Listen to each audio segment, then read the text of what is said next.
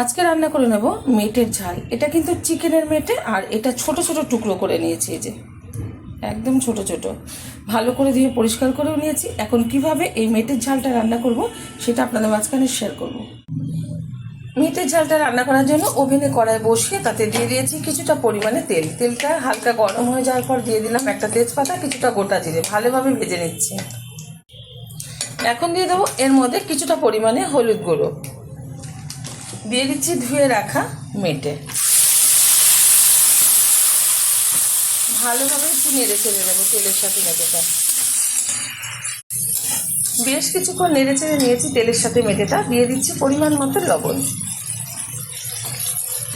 আবার একটু নেড়ে চেড়ে নেব। বেশ কিছুক্ষণ আমি নেড়ে চেড়ে নিলাম। এখন দিয়ে দেবো এর মধ্যে বেটে রাখা, মানে মিক্সিতে পেস্ট করে নিয়েছি বেটে রাখা মশলা।